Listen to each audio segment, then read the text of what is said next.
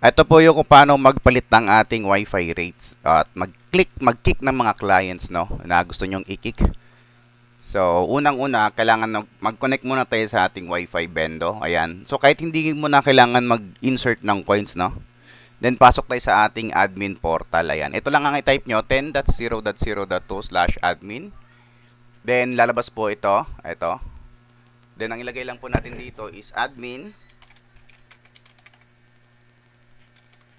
Ayan, kung ano po yung pass na binigay sa inyo ng builder. Then login. Ayan. So, sa dashboard, ito makikita natin yung mga sales. Ayan, pwede nating i-reset. Ayan. Kung ilan yung customer serve. Ayan. So, active. Sa configuration, ayan.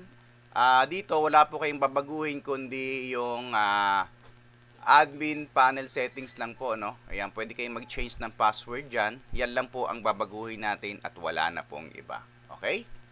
Sa active users naman, dito nyo po makikita, ayan, kung sino yung active, pwede nyo pong i-kick anytime yung inyong active users. Ayan. Ayan, pwede kayong mag-kick na. Then sa promo rates, dito po natin binabago ang ating Wi-Fi rates. Ayan. So sa piso is 10 minutes. Ayan yung price, minutes, validity o expiration date ng inyong Wi-Fi voucher code. Ayan.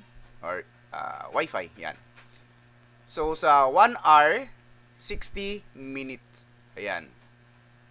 So kapag 2 hours po, ita-times nyo lang po yung 60. Magiging 120. Ayan. Halimbawa po ito, 2 hours. Ayan, 60 plus 60 equals 120. Ganun lang po kadali magpalit ng ating Wi-Fi rates.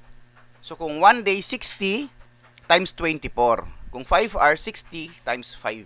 Ayan. Then punta kayo sa pinakababa. Ayan po. Then isi-save nyo lang po. Sa voucher generator naman, dito po tayo kung paano mag-generate ng ating voucher code. Alin for example, 10 piso. Yung quantity kung 5 piraso. Then add to sales, yes or no. Nasa inyo na po yan. Then generate code. Ayan. Ito na po yung inyong pinaka-code. No? Ayan. 10 2 hours. Okay, so pwede nyo i-download yung template, pwede nyo i-upload yung template. Nasa inyo po yun. So, ganun lang po siya kadali, no? So, that's it lang po doon sa ating admin panel ng ating Wi-Fi event.